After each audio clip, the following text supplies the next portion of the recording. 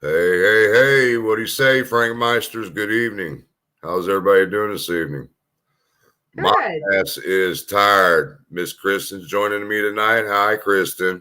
Hello, Frank. How are you? I am wore the hell out. I bet you are. What an emotional Day. day. This morning was just oof. Mm. Even though, I've seen the crime scene photos, but just sitting in there and watching Carrie and her daughters and Tara, they all sat in front of me, bawling. It touched a heartstring like you wouldn't believe. Oh, I can't even imagine. Like I said, I can't even imagine. I kept my composure through the whole thing, and then they let out 11:30 because they were given an hour and a half lunch because of everything that happened that morning. They wanted the jury to be able to clear its mind and all that. So when I was waiting on Heather's Mirror to pick me up, as soon as I got in her truck, it just all came out. And I'm not usually a crier, but when it comes to this case, it's happened quite a few times. Oh, it can really bring the tears, trust me. Oh, yeah. This one and Flora both can do that to me. Exactly. So let's give some shout outs real quick, and then we'll go over some notes that I took today for 2.5 hours. So we debunked a lot of stuff that was debunked today, and we'll go over that stuff. Good. We got Bill Stair, Metal Mama, Tina Stair. Wow. Husband and wife in the chat. Never seen that before. CJK, Junior Johnson, Melissa Wildcard. The pen is royal blue. Miss Kyra, good to see you. How's that vacation out in Arizona? Wanda from Missouri. We got Olivia too, Witchcraft. Miss Carrie Summers. It's good to see you, hon. Everything's going to be all right with your four-legged friend there. Trust me on that. Troll Shovel. Oh, I know who that is. Mr. Garrett or Gravit. Ruckus. Yo, yo, yo. What's up? We got. There's Mr. Gravit. I guess he's not Troll Shovel. I thought he was at one point in time. Linda Harders. Miss Nixon, it's good to see you. I hate trying to work up a laptop without a mouse. I always hated that. Mice don't like me. Yeah, but your spiders would like mice. Yeah, that's true. Jack Oliver, good to see you. Angela Van Oven, good to see you. You know who Angela Van Oven is, right?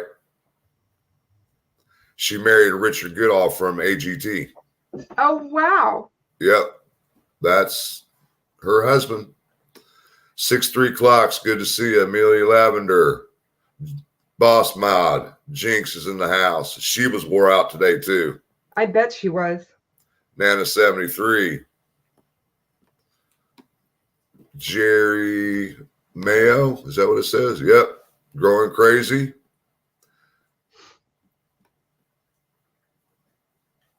Misty Free Spirit, good to see you. Oh, man, my life. Come on. Teresa the Troll. You come in here trolling, there's going to be a problem. Pam Hurst, good to see you.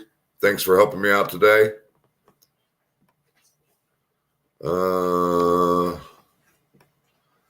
Miss Thang, Beth Gonzalez, Rescue All the Dogs. Hey, Mike Rescue. Charlie. Frosty's in the house. Here. Hey, Ruckus. First time I've ever done a live on my laptop. Miss Mary, good to see you. Coach Kev's in the house. Thanks for the shout out in your live today. Much appreciated.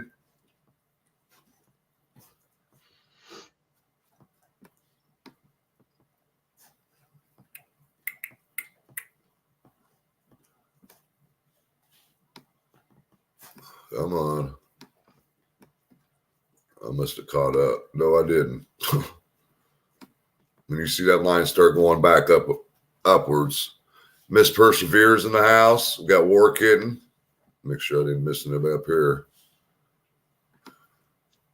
Jackie Oliver. GP, good to see you. See through. Gail Hurd. Chopper Harris. Blade. That's annoying, dude. You ain't got no nuts. Quit doing that shit. I have to say that shit because that drives me nuts. It's different when got my headset on because I can't hear him doing that.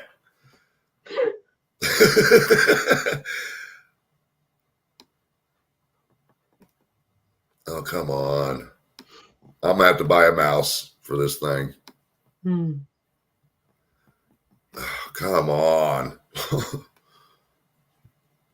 Where you at? There you are. Oh, you sucker. Come on. There we go. Don Spain, good to see you. Joe Newman. Purple Haze. Oh, this might be Susan. Hold on.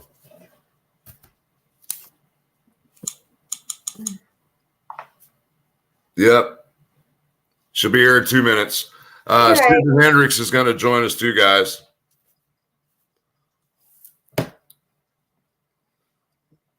I'll wait for her to get up here before we start on these notes because me, her, and Turbo were writing like you had never seen before. I mean, it was going so fast. Trying to keep up with them in the courtroom. Miranda Lee, good to see you.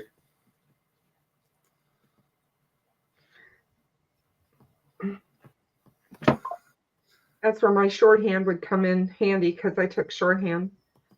I got that chicken scratch like police officers have. But I know how to read my own chicken scratch, so I know what it says. I told Deb, I said, if you have a problem with my chicken scratch, just let me know. As I passed my notes over her today. Uh-huh. She made one hell of a video. One hell of a video today. Nearly 6,000 views. She sure did. Come on. Oh, now this is how you get agitated.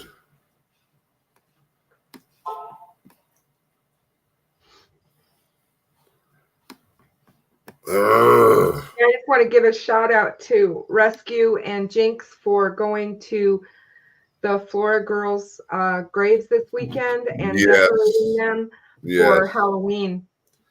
They did one hell of a job on those. Absolutely incredible. They sure did. Because when I saw it on YouTube and I sent them a message, you ladies did a wonderful job. They did a great job. Yeah, they did a great job. Kelly Aaron, good to see you. Hey, your best bud need to get off YouTube, Kelly. Sorry to say that. Mama Wolverine, good to see you. Because she's twisting facts in the courtroom, and it's really pissing me off. Never mind. I'm not even going to say it. I'll just be good. Even though I don't want to. I was going to say, don't start now.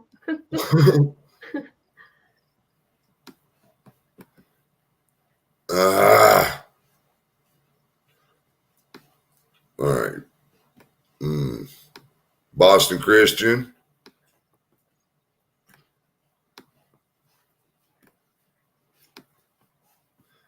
All right. I'm tired of going through that. All right. Yeah. Today was for 2 hours. It was just, I don't even have the words to explain it. Even though a lot of us have already seen the crime scene photos from when the leak happened, But to sit there and watch a couple of the family members just lose it. It took everything I had to keep my composure in there, And then watch. I heard that there were some jurors that were crying too. Yeah, I mean they had that. Hang on, Susan. Hey, that's my group. Hello. Hey. Stop. No, we just started. Susan? I think he already sent you the link, honey. Yeah, I sent her an email or a text telling her it was in her email. He sent it in a text. No, the link's in her email. Right. She's like, are you guys done? I'm like, no, we just started. She's so sweet. I mean, I was just flabbergasted. Blade, please. Jeez. I was just so flabbergasted that Baldwin act like he had no common sense, no brains, and he has no sense of direction. And then I caught on, this motherfucker is trying to confuse the damn jury over the bridge. Just over the bridge. I said, really, dude? I said, you didn't think nobody was going to catch that? Standing at the south end of the bridge, pointing toward the north, trying to figure out which direction it was. I'm like, really, dude? So what was Richard Allen's demeanor? Reaction? What was his reaction to everything when the crime scene photos of the girls were being shown? Man, it was like he was having a party over there in his own head, bopping his head like nothing was facing him. And I said, that's a sign of a psychopath right there. You know. Susan's in the chat. She is? Yeah, Crime Conversations with Susan Hendricks. Has she got the link? She wants to know, how do I jump on? Go to her email. Here, let me call her.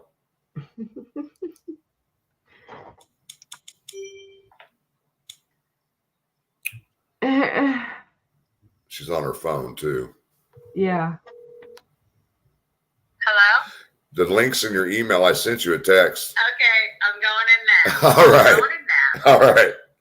I'm Oops, I just hung up on her while she was talking.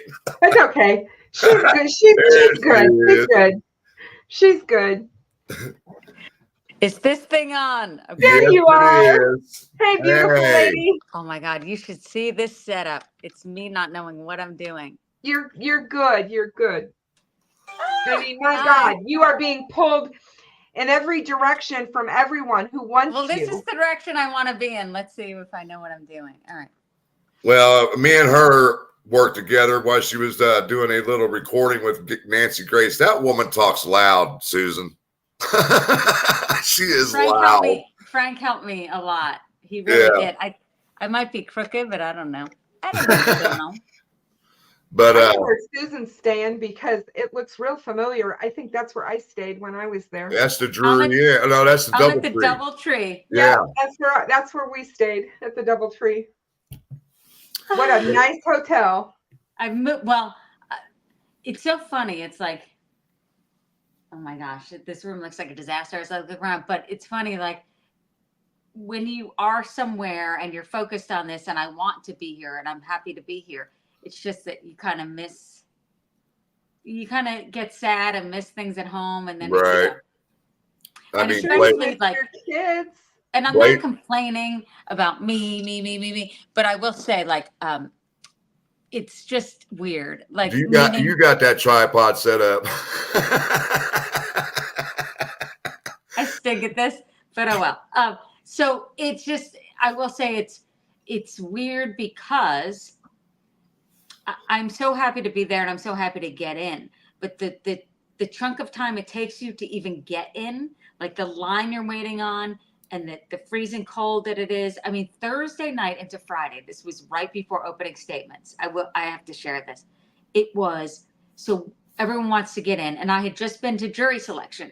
Oh, God, here we go with the news truck. So this is jury selection, which of course was in Fort Wayne. And that was very interesting for me because I had never seen that. We don't cover that on HLN, and when, of course, because of the privacy of the jurors. So I was very interested in seeing that, but we waited a couple hours each morning and it was freezing. And me and Anya, and Kevin had chairs, and it was kind of a routine. And I thought, oh, this is cold. It's pretty bad. And then I had no idea. So then we go to the trial, and you could put your name. It's a long story with the media list, but you can put your name, and it's a pool, and it's very complicated. But I just thought, you know what? I'll wait. it's okay. I'm here. I don't have any kids here. What else am I going to do? I want to wait and I want to be with the people that I've gotten to know and like. Well, Thursday night, it was these text messages. You better hurry up. It's opening statements. People are lining up. People are already here. And I didn't get much sleep the night before, which was my mistake. So going into Thursday night at 10:30, I got in the shower to go for Friday opening statements. So I arrive at 11:30 p.m. on Thursday night for Friday opening statements. I always looked at people like who would line up for concerts. And I remember the Johnny Depp trial. I'm like, why are they camping out? Well, I was there. So I show up at 11:30. The line's not that like 4 people. So we line up. And I looked at my phone. It said 50 degrees was the temperature then, or 48, 45. I don't know if I was on the wrong state. Maybe I was so tired. So I get there and I have hand warmers. I'm ready to go. And we sit in our chairs and it's 11:30 at night and 12:30, 1:30, 2:30. And it's drops and 31 and 32. And all of a sudden I'm like, I'm miserable. I am so miserable. And I'm at the nicest girl ever. Her name's Hannah from a local news affiliate who's wonderful. And she was sitting with us. She's about 25 or 24. She lays on the ground in front of me and she's freezing. And one of those girls that's so sweet, never complains, that I'm like, I was complaining. And she's like, I think I'm gonna go to my news truck. And I thought, I'm coming, wait for me. So I'm walking and I think to myself, oh my gosh, what if I don't make it? What if it is like frostbite? So I'm walking and I've never been so miserable. I'm not exaggerating. And we're walking through the parking lot. I see her news van. I'm like, where are you parked? She's like near the church. So we get in her news van. I just met her. She cranks it up to like 10. All of a sudden, you know those trucks that like heat up immediately? All of a sudden, I'm like this. And I'm not one to fall asleep really quick. And I lean over and I'm out. I'm out in the back seat. There were like crumbs on my face. I spend a lot of time in news trucks in my time, and they're really fun because you eat whatever you want and they all smell the same. I didn't care. I leaned over and then she was asleep and it was like a blow dryer heat, which I love. All of a sudden, and I'm not kidding. And I think I'm in REM or like half asleep. And in my dream, it's, oh my gosh, I think she parked on a train track because I'm hearing a train. And I hear the train go, like train, the horn of it. And I jump up because in my mind, I think we're parked on a train track and we're going to die. And I jump up and scream and she screams. We both scream and then we both fall back. She goes, oh my God, I thought we were going to die. She goes, me too. And we both fall back asleep. And that was just the beginning of the night. So I'm kidding. Well, so that was 3 a.m. So we get up and I thought we should go back and forth. So we stay in there till like 4. But we had this in our minds, like we have to show that we're still in line. It was nuts. So we go back and forth. And we did that twice. And then we'd go to the gas station to get hot chocolate and the warm up. We had a routine for 8 hours. And then we finally got in. And that was night 1. And I thought, I'm not going to make it. It was like not going to make it. But we did. And then once you're in, it's not about you. It's about the families. It's not about anyone. Yeah. But there's like a subculture outside. So that's what's so weird. It's weird. Let me give a shout out to Sleuth. Thanks for joining the live, Sleuth. And Shadowvox, good to see you. Hey, Shadowvox. Hey, Sleuth. Good live today. Yeah, it was. Jinx in here because she's on the line.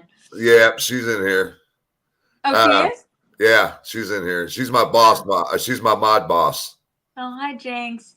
So, but them ladies laying on the concrete, and they got up, and I said, "Man, you got to be cold laying on the concrete." Oh, it was, and I'm like, "Well, why the hell would you lay on the concrete floor?" Well, I think that. Okay, so that night, I'm not kidding. That Thursday to Friday, you ever see images of Skid Row? It felt like that. It's like, what is going on? What is happening? Where's our cardboard boxes? I'm not even joking. I'm like, this is. And Anya, I look over at her. She goes, my past life was really great. And she wasn't even kidding. It's like, we looked at each other like, this is. Because it had been our day after day after day.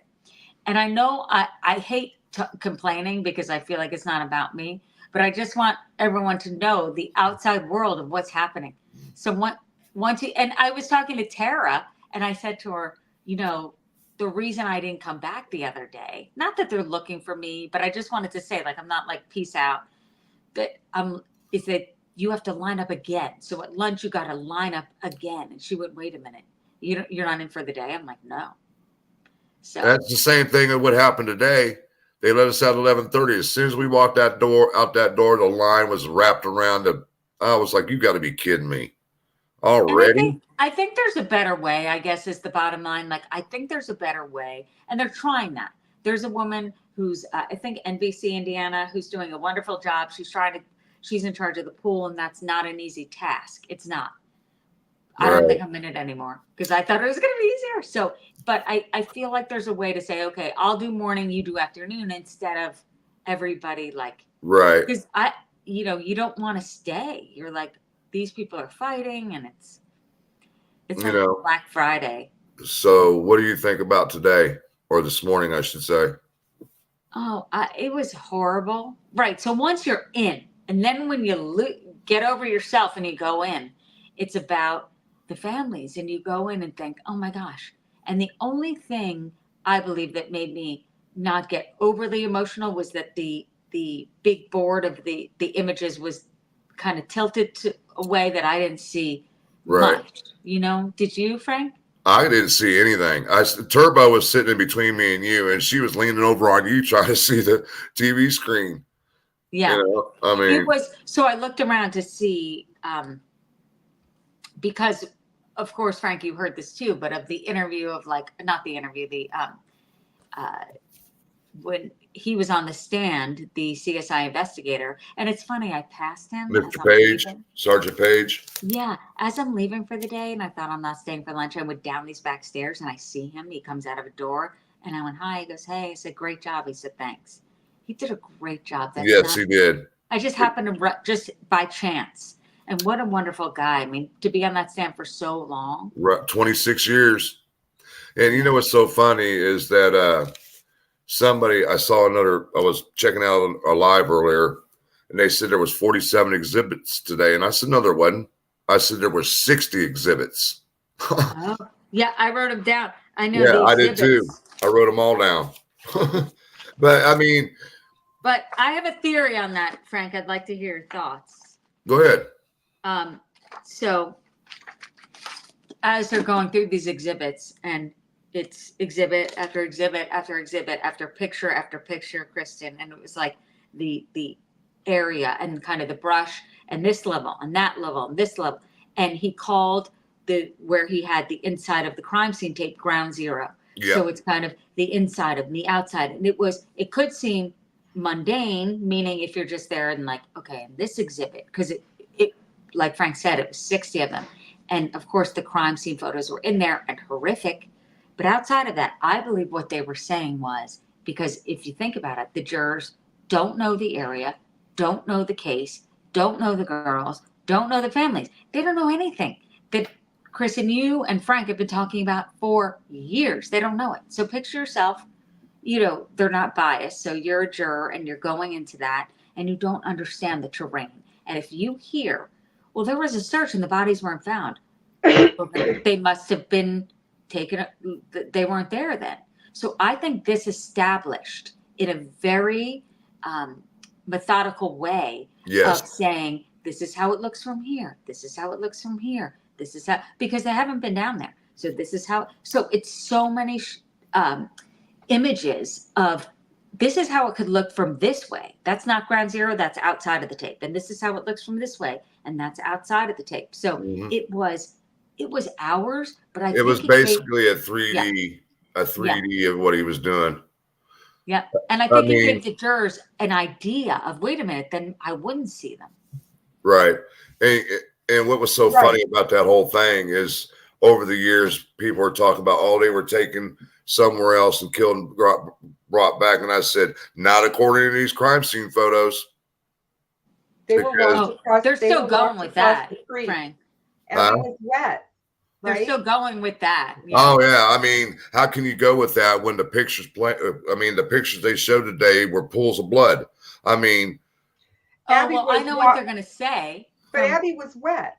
Well, I want to ask you about that, Kristen, and your thoughts, because I had questions about that. But here's what I was thinking. What they are going to say is that they were taken, so they were led down the hill, and I'm just paraphrasing here, and they were led away through the night, and then taken back and then killed there. No, it never happened. That Doesn't make sense. No, but it don't. They did focus, Kristen. I want your thoughts on that, because they kept saying, well, how damp. They talked about the dampness of Abby's the pants that she had on. Right, that Abby put on. And I thought to myself, you know what? And to bring it back outside, I'm thinking, I know this chill. Like for Abby to put on Libby's pants cold and wet and to be there. And it looked like almost her hands were like this. Yep. And I wonder how long she survived. And I wonder why the cell phone was under her. Did she try to grab it? I don't know. But they talked a lot about the dampness of her pants, and I wondered. And everybody was wondering where was all the blood loss for Abby. Well, we found out today where it was at. It was all soaked up by the sweatshirt. Yeah, and I learned that at the hearing at the end of July, they did say that. The Cicero said it was right, Frank, the sweatshirt, and then below. Like, you know, if you haven't moved, she didn't move. So if you don't move. And I mean, the phone didn't either. She passed with her eyes open. I'm glad they blacked that out. Oh, I didn't notice that. I didn't. Yeah, they blacked her eyes out because she died with her eyes open. Libby or Abby? Abby. That's why they blacked her eyes out in the photo, so you wouldn't see it. Oh, I didn't see it.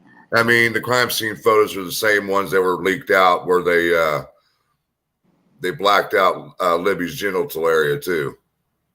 So, but then again, I mean, the details that Sergeant Page went through, I think basically debunked everything that's been being said out there. One of the things that stuck out to me today was the fact that we really did find out that his intent was to sexually assault them. Yeah. And I think that that's always been, you know, a big question as to what was the motive of this. Did they say something that angered him? You know, was he stalking them or whatever? And I think that kind of came out today. And Kristen, you know Cheryl McCullum. I know you've had her on your show. Oh, yes. Yeah. Because I thought the same thing through the years. And I thought, well, I don't know the motive. And she would text me sexual assault because she's tried so many cases. And she said that's usually the motivation. And she said, and it doesn't necessarily mean that you have to be physically sexually assaulted. It could be a sexual gratification just by what he did. Yeah. And that's what I got through Paul Holes too. It's like, it could be the act of killing. Right. Right. Yes. So we don't get that, but that could be it. You know? Yes, right. Exactly. It doesn't have to actually be an actual assault sexually. Yeah. And there's so many different components to and this. On cross-examination, that I think was aggressive but was there a rape kit done? I mean, it's like, I'm sure there was. God, how can you ask that question? I think of rape kits as when you're alive. It was Rosie that did that. And I want to smack him because I'm like, you know, rape kits, autopsy, I could be wrong, Krista, but I connect it with someone they do testing. I don't know if they necessarily call it that. I don't know if they call it that or not when they do an autopsy, but I know for a doggone fact that they check all orifices. Right. They will swab them and send them off. It's not called that. It's and to ask that. I don't know. Yeah, I'm like, really? And when I saw that, I said, "Are you kidding me? You're asking that question, dude?" I said, "Just about any case, if there's a deceased female that's naked, 9 times out of 10, they're automatically going to think this was a sexual assault gone wrong, and they had to kill her. They're automatically going to do a rape kit." Yes. Yeah, and I don't even know if it's called that. If it's called a rape kit. Yeah, rape kit. If you're deceased, but if you're deceased, it was just crass. I thought to ask, like I would have said, was it tested? Was there any? I don't know. There's a way to ask it. Right. He did it for an emotional reaction. I'm sure he did. But you know, the other thing that I got, and you guys were there, is from everything that I've been told, there was little to no emotion at all from Richard Allen when he's working. at those girls and how they were in those woods. And Well, to me, that says a lot. Well, I didn't have a view of him at all. I did. Because there were a lot of people in front of me. But I do think that those attorneys have spent days telling their client how to maybe not have any reaction, you know? Yeah, but it's one thing to tell them that, but if you're a human being with compassion and you see two little girls in that state in photographs and you know what you're being, you know what I mean? I can't imagine how you wouldn't have some. True, because I'm thinking back, you're right, to the hearing where I saw him and he was shaking his head at certain things and reactive, not to pictures, but I think they were saying don't react at all. But you're right, though. A human being wouldn't have to be told anything. Right. I mean, you're going to, jurors were crying. Obviously we had the family members crying, which is expected. But I mean, there was reaction. I think you all had some sort of a reaction to what was happening and what was being said. And for him not to have any, that to me is just really telling about somebody who could be a sociopath, psychopath, because they don't have the same kind of reaction to that kind of stuff. There is no empathy whatsoever. Yeah. And I can't understand that. I try. I can't either. I mean, it's not my family, but man, the emotion, I was holding it in today while I was in that comes courtroom. out later. I had to do a kind of an interview earlier, and I don't know the woman that well, and that's where it came out. I'm like, I'm so sorry. I'm crying. I'm so sorry because it's hard to explain. Like I said, when I got out of the courtroom and I got in the truck, it just came out. It just came out. I mean, I'm not much of a crier, but when it comes to children and their mothers, oh my God, seeing their mothers in that agony and pain, it affects me, I feel so bad for Carrie. I just do. Oh yeah, I was sitting kind of diagonal from her. So Carrie's the one I felt like I was closest to. Yeah. And I saw her, and it was early on, and it was when they first were questioning Sergeant Page, and they said, and what did you come upon? Oh, it was the deceased bodies of Abby and Libby. Oh, you're talking about Gene Cola. Yeah. The deputy. Yeah. He's a detective now. Yes. So Carrie was crying early on, and I felt for her. I felt so right. When they released us from that morning session, I walked up to Carrie. I said, I am so sorry you had to see all that. And you know what I thought of as I'm sitting there? Okay, my daughter's 15. She just turned 15.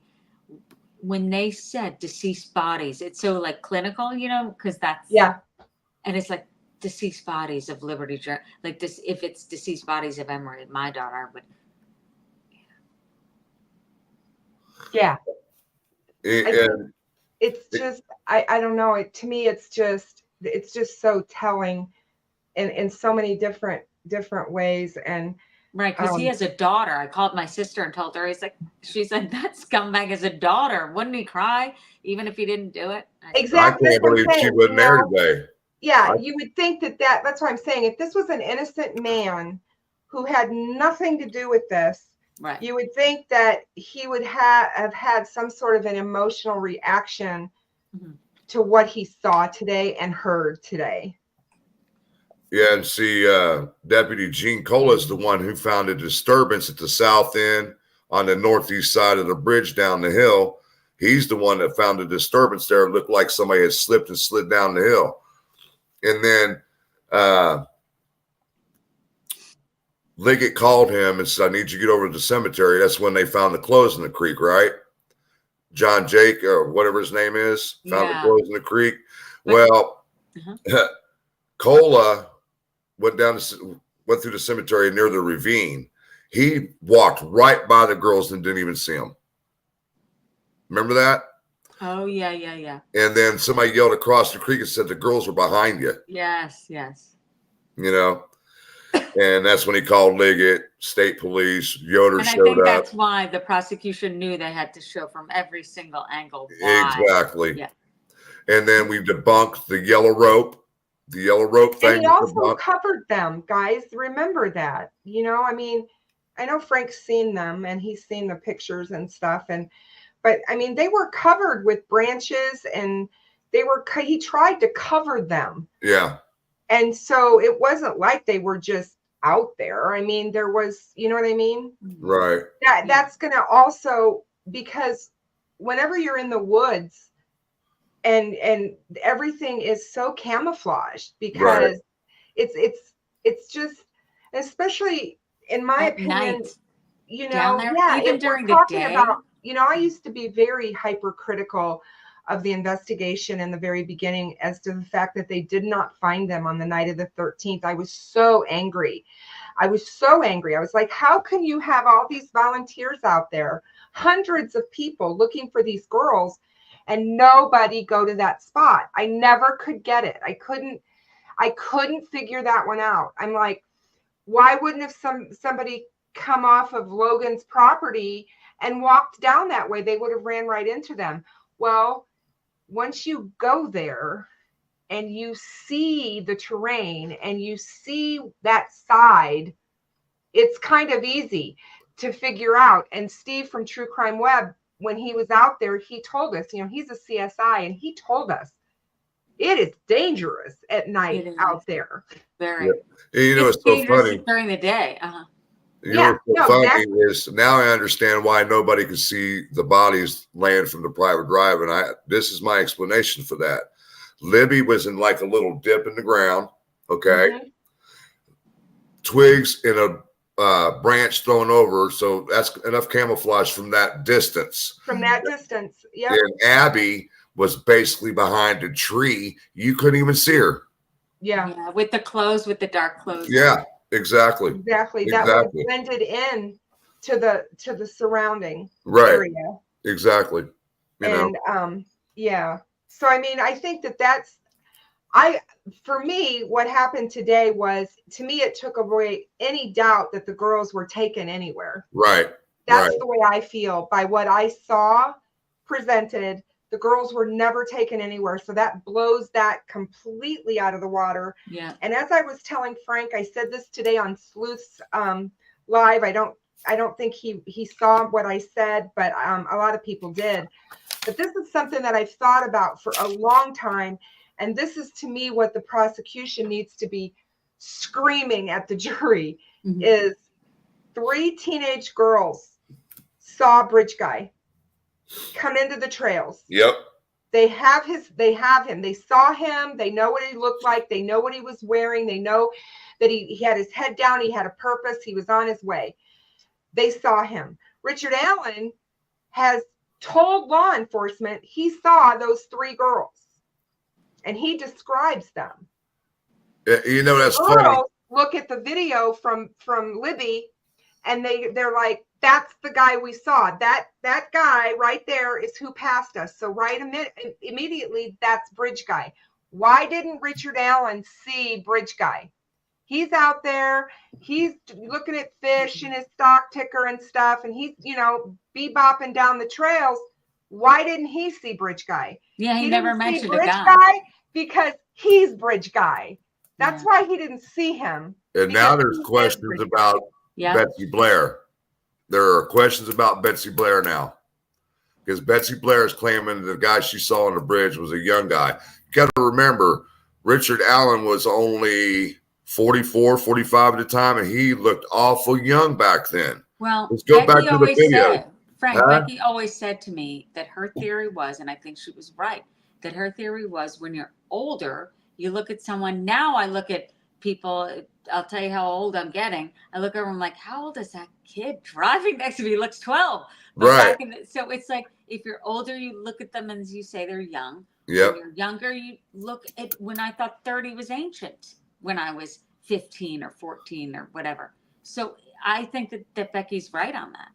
Oh, I absolutely agree. I mean, look at teenagers and how they describe people who are 30 and 40 years old. They think that they're really old.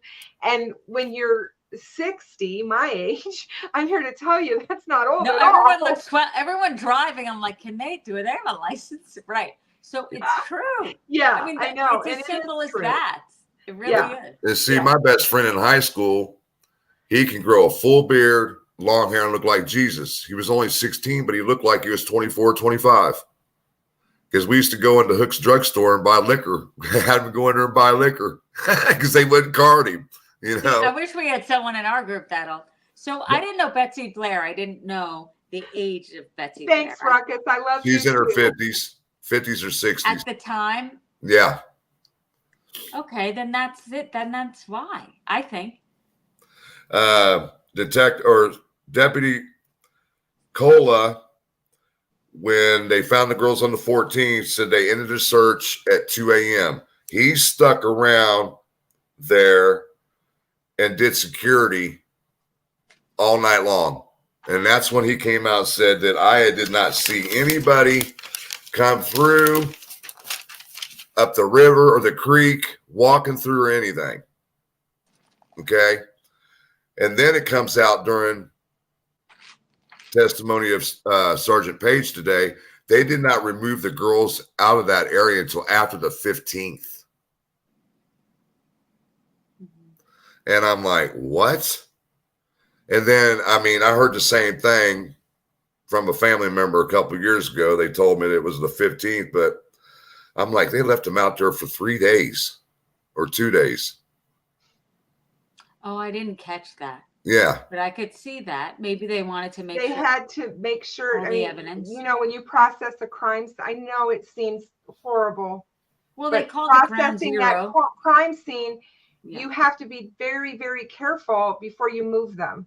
And Right. it's very different than something happening in a house where it's Well, yeah, you're outside in 30-degree weather. Your body's going to drop. Temperature's going to drop. It's going to preserve your body.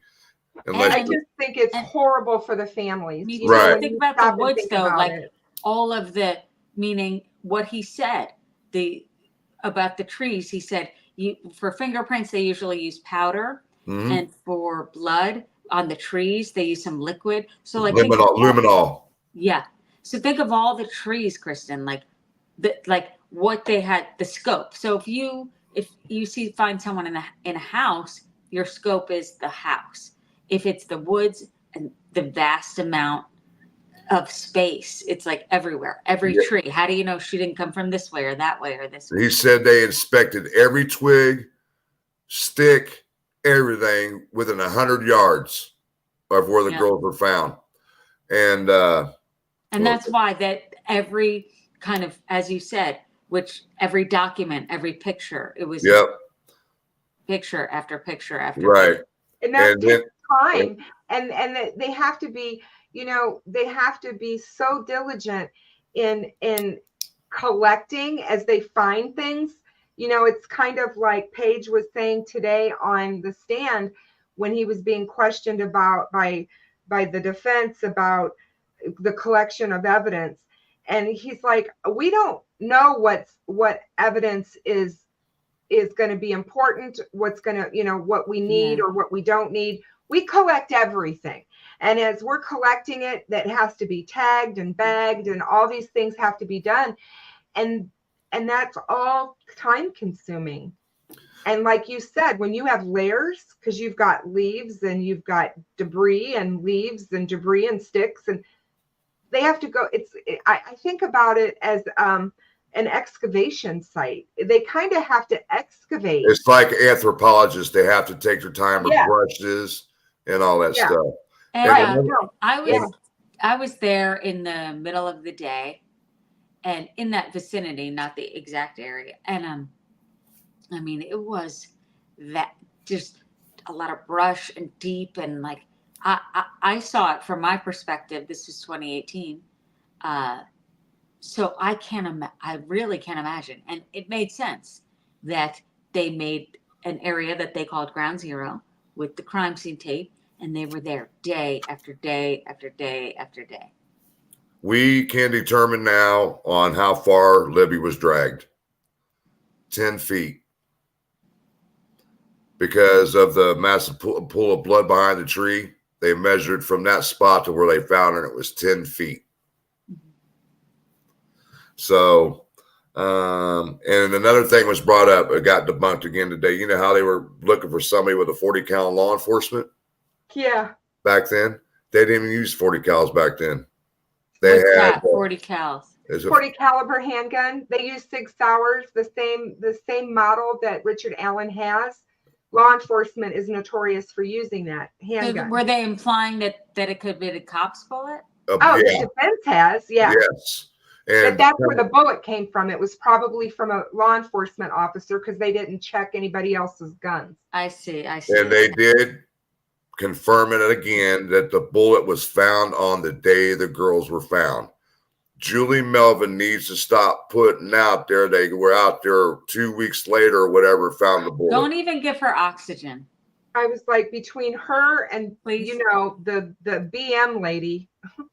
Oh Lord, yeah, she was there too. Oh, Sorry. don't even give anyone oxygen, because I know I just talked about myself and lining up in the cold, but like the toxicity is so apparent. Honestly, it's there. I've seen it. I've never seen it so. But it's different with you, Susan, because you're not out there trying to make a scene like, oh, I'm number one in line, and you don't do that. Yeah, she still exists. She was there today. You know what I do? I go, peace out when they get in my face, because I don't want to get in a fight. Because guess what? They bait people. It's something called baiting. And if anyone's listening, they bait you because they want to fight and they want something to happen and they want to feel important and they want, this is all for a reason. Because imagine, I tried to imagine myself placing myself in, like, let's say, even like the Kohberger case, like next week, all of a sudden I go there and all of a sudden I'm pro Kohberger and I'm like, that's my life. What a sad life. What a sad right. life. It's disgusting. And I understand though what the disgust is. I get it. I try to like. And the weapons they were using back then, they were P265 9mm. So they're saying, so the prosecution's saying it can't be. Right. Well, the Cola and Page said that's what they used back then, was P265 9mm, and he said that was standard issue back then. So not the 40 caliber. Besides, yeah, they didn't use the 40 calibers. And he also has a concealed carry license. I don't know that that's ever come out, but today on Law and Crime, Richard Allen. No, he didn't. No, he did not. She said so on Law and Crime today. Well, she's wrong, because his license expired years ago. Well, she said she looked him up and it came up as he had a concealed carry license. It expired. Maybe he had, yeah. And maybe had. I don't know that she said it was valid, but I think everyone in Indiana had or has. I have. It's lifetime. I'm not against having or have. I feel like here's the thing. When we were asked a lot, right? Like, how wasn't he found early? Because everyone has a gun. I'm not saying it's wrong. Everyone could, has a Carhartt jacket, and that's so it's the old baggy I blue think the tires, and that's what we have here in the Midwest. But it doesn't. And look, it's funny. My dad tried to apply for a handgun in New Jersey. He told me, he's a lawyer. The application's this sick. He tossed it away, but he has a gun for hunt. He grew up hunting, and so he has that gun. But he always said. So I called him when the bullet was found. I said, "What do you know?" Because he knows about bullets. He grew up hunting. He knows, and he said, "Oh, it's like a fingerprint. It's exact match." And then you'll hear people who say, "No, it's not." So that's because there's people that don't want to believe in science, and people who don't want to believe in science are going to say that, and that's my feeling on that, because I firmly believe that they can match those. Now, I'm anxious to see it. I want to see how they did it. I always said to my dad, so wait a minute, you mean even if you don't shoot the gun? Yes. So yes. I kept saying, even if, it doesn't just say it's this particular gun. No, it says it's your gun at your home. Yes. He was explaining to me why. I went through it all. The extraction marks are like fingerprints. Yeah. Another thing that got debunked today. Remember the drawing of, it's the Odin drawing of a female being hung upside down by a rope from a tree. The yellow rope Everybody's saying that was part of the Odinist cult, and they explained it away today. What they say, because I never even knew that theory, but how'd they explain it away? Sergeant Page said they used yellow rope, tied one end to one tree, tied the other end to another tree, and they used it as a grid. Grid searching. Yes, that's what the yellow rope was. Was there for. A T-shirt at all in a tree, or am I just?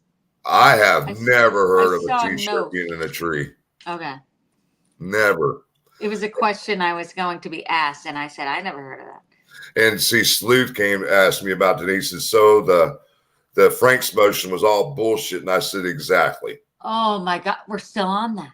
Yeah, that's what it was part of. The yellow rope. See, that's why I don't know, because I didn't read. I had it with me. Oh my God. That I thing take that is sucker something else to everywhere read, I I'm telling you. The number of times I want to how they talk. I want to test Rosie and Baldwin if they read it. The slow death of Abby, they must have said that over 150 times in that document. They just kept saying it over and over again. It was awful. I mean, he said they took pictures of everything. They took pictures of Abby's left hand, her right hand, a close-up of her face. Wait, really? Yeah. Yep. In that was exhibits 42, 44. Okay. In the exhibits. Okay. Yeah. Okay. I thought, what do you think of that, Frank? Because I had a thought. What do you think of that? What's that again? What do you think of that? Of the well, they have to. But what do you think of them showing they take us? A picture of everything. But what do you think of them showing us? I didn't see them. Oh, I had a theory of it. And I don't know if I'm right or wrong. That I could be wrong. I didn't see much either. I couldn't see anything. But I feel like I've been told that she's like this, right? So it's like this, like you're. It's like almost like a praying hands. That's what I heard, like cold, right? Like this. I could be wrong. I don't know if you saw her hand. And so if this is it, and if she's damp, and they talked about the temperature, and I'm making this up. I'm just piecing things together as you sit there for hours. So okay, her hands are like this. Her jeans are damp. It's freezing. Did she live enough to like be cold and do that? I don't know. It made me think maybe she lived longer than living. It's possible. It's possible. I mean, we just don't know. We're going to find out when tomorrow you guys are going to find out. They're going to do the autopsy tomorrow. Yep. We will find out time of death. They should be able to pinpoint it based on stomach contents. I get that they were out in the elements and that the cold will have some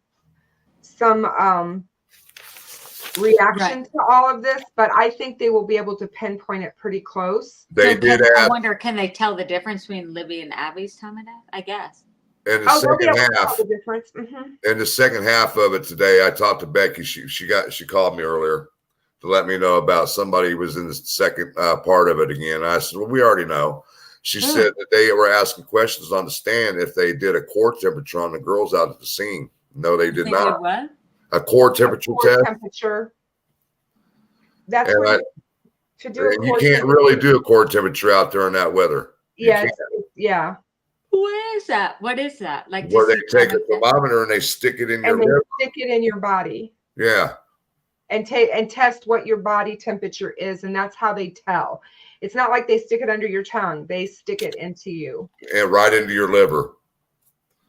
Yeah, it's called a core temperature test for time of death, I guess. Yes. Well, not basically the time. They can get up to close to, I think it's like 4 minutes or something like that to time of death. But like they were saying, with the temperatures being in the low 30s, your body temperature drops 2.5 degrees every hour. And it's not so much just body temperature. Like I said, the stomach contents will be really important because the girls ate banana pancakes. We know that, and we know what time they ate them. Yeah. And so most often they can figure out by what the stomach contents look like how much digestion has taken place over a period of time. So they'll be able to tell how much time has passed since they actually ate. Well, you know, there was one picture they showed today, and I'm glad I did not see it. which one? The one of Libby without the branch on her neck. Becky told me about it, and I said, oh. She said you could see the gaping wound when they took the branch off her neck. And I said, oh, my goodness. Well, nothing has affected me as much as that July 31st to August 1st hearing. It was the last day when Cicero was on the stand, and he described, based on his expertise in the blood splatter, he talked about it brought you there. And we didn't see any photos at this time, crime scene photo, but it brought you there to where he believed. And it was the prosecutor. It wasn't McClelland. Who's the other gentleman? Cottrell. Yeah, he did a great job of this with the Cicero was his name on the stand. If you could read what he said. And it's like, so you believe, in a calm voice, what do you believe? And he said, well, I think that she grabbed her throat. She sat up at one point. So she stood up and then sat up and then leaned up. So it was a lot of movement. And well, it's just natural for you to grab. If you get an injury to your neck instantly like that, it's natural to grab your. And I'm sitting near Becky, and I see Becky, and Becky's doing this. Yes. And it was his testimony put you there. It put you there. So that's the most I've ever felt like, oh my gosh. He put a visual in your head is what he did. And what he was describing as Abby is no movement, as all the blood sinking down, like of all the blood there. So I wonder, was like she knocked down? I don't think we'll ever really know the last 5 minutes of their life. I remember and being on stage with the family, and this is 2018 at Crime Con in New Orleans. And I said to Mike, what keeps you going? You seem to be just, let's go. And he said, well, this is what keeps me going. Hey, Ruckus, give me a second. Ruckus, thank you for the donation, bro. He's like, every morning I wake up and I walk by and I say good morning to Libby in a picture. And he goes, and what really keeps me going is knowing what happened to the girls the last 5 minutes of their lives. And I always wondered, like, what does he know? Because he identified the bodies. And I think, well, that keeps him going. And I always wondered what he saw. Who's that? Mike. Well, remember the deputy said that when he ended up seeing the bodies and they asked him if he knew who he was, he said, yeah, I knew who they were just from the photos that were put out for missing girls. He knew it was them. Mm-hmm. You know, and me and Sleuth were talking about this earlier today. You remember back in the day, Kristen, where they said that Libby was wearing gray sweatpants? Yes. She wasn't. What was she wearing? Jeans? Yep. And Abby had them on. Yeah. Abby had Libby's jeans on. And picture someone forcing you to put on someone's cold jeans. Right. I mean, because the news stations back in 2017, I still have the article from WTHR. They said they were looking for 2 teenage girls. One was wearing a tie-dye shirt and gray sweatpants, which was Libby. Well, it's funny. If someone asked me what my daughter wore yesterday, let's say, if I was home, I don't know if I'd know. I'd be like, wait, let me think. Maybe a pink shirt. You know what I mean? Like, well, it goes back to, that's human nature. And if you don't know that you're going to be asked those questions, you don't remember that kind of stuff. Right. Right. But yeah, I just, that statement from Mike has always resonated with me, because when Frank and I were just talking about this, when you stop and think about the terror that those 2 little girls experienced at the point when he orders them off that bridge, because at that point they have a gun pointed at them, and that they know this is not going to end well. I mean, they know probably in their mind something bad's going to happen to us. I don't know that they knew they were going to die. Right. But I think they knew something bad was going to happen to them. Yeah.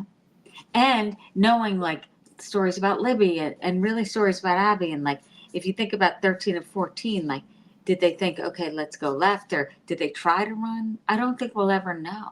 Well, I mean, your natural reaction is, if you got a gun held on you, fear is going to make your body lock up, period. Yeah. Fear will make your body do things that we don't know what his demeanor was. We don't know how visceral he got with them. Was he just really Right. We don't know any of And that. we don't know. Did he say, hey, if you follow me, everything's going to be fine? Or, right. We don't know. You're right. Yeah. So he doesn't want that phone evidence in there.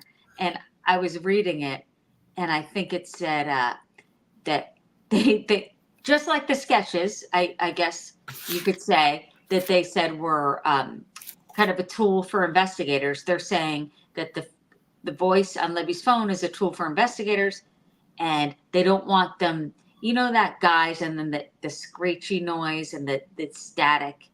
That's what I was saying about that audio. And I've always thought, I've heard and everything in the background. I've heard two things, that it was, oh my God, no. And then I've heard he's got a gun, and that it's Abby screaming he's got a gun. And when you listen to it and you hear he's got a gun, then you can't unhear he's got a gun. So they want to clear up that and play it.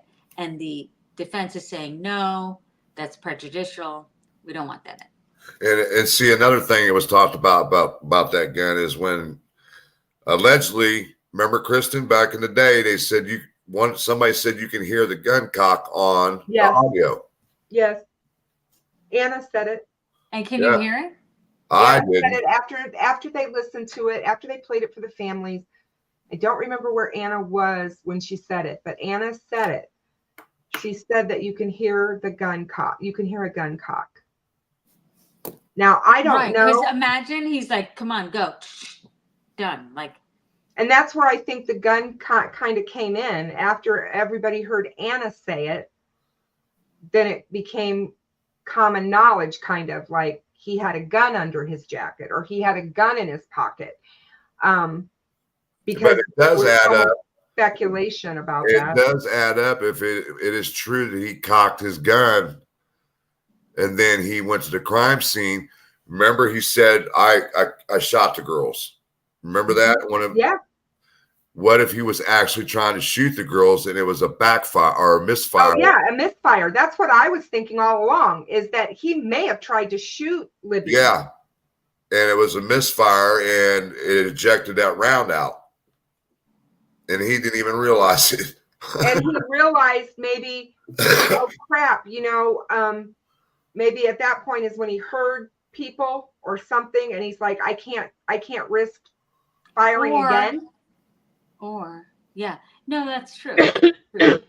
But we can't speculate like that, though. That's the problem. We just can't. I mean, we could come up with so much speculation and scenarios. Because I feel like he could say, oh, shoot, I confessed. And then everyone gets together and says, you better start confessing and making up random stuff that didn't happen.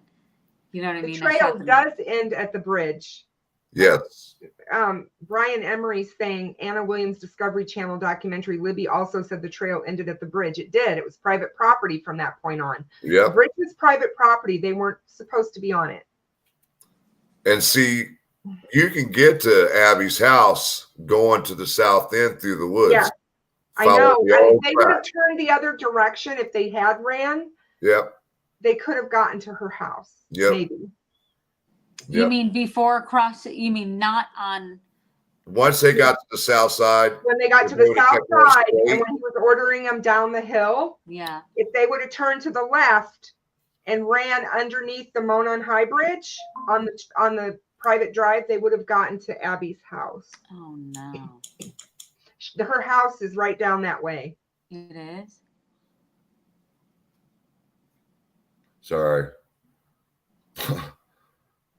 I'll be glad to go to sleep when I can turn my phone off. Cindy wants to know if you, Frank, if you believe the video will show the gun. Yes. Yes. Me too. I do. Because it's plainly obvious that something was altered in that video. I think they saw it. Honestly, to me, it's blatantly. We just lost Susan. Her phone must have died. Peace Train said, I thought this was interesting. They are making so much of no one hearing the girls. If someone stuck a gun in my face, I would wet my pants, shut my mouth, and probably do exactly what they told me to do. And I'm a grown-ass woman. Absolutely. I agree with you 100%. I mean, I've been saying this for months. Fear does something to the body that you cannot control. Fear, it controls your mind. Yeah. And at that point, when your mind's being controlled by fear, you have no control of what's going on around you.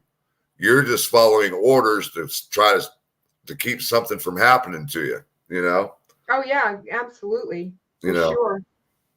But I mean, that was basically all we had today. There was only 2 people on the stand in the morning session. Like I said, when we were released at 11:30, they were giving the jury an hour and a half lunch because they wanted them to be able to gather the thoughts after what they saw today. And as soon as we were released out of the courtroom, looked to the left and there was a line. I said, well, we're done for today. We're not getting back in here. So, but yeah, I'm going to go ahead and end the show for tonight because I got to be up in you need to get some rest. 4 hours. Really rough. Yeah, you have had a really rough day, and tomorrow's not going to be any better. Right. So I appreciate everybody coming out, all my mods. Thank you so much. I love you guys. Yeah, thanks everybody for being here. And thanks, Susan, so much for joining us. Yes, Susan, thank you so much. Shadow Vox, Nana 73, and Boston Christian, thank you for supporting my channel today. It's greatly appreciated. And to everybody that showed up for the live tonight, thank you so much. I love you guys. Kristen, love you. Love you too. Talk to you guys later. Good night, everybody. We'll be with you tomorrow. All right. You know what time it is, everybody. Peace out. One love. Good night. I'll be back tomorrow night.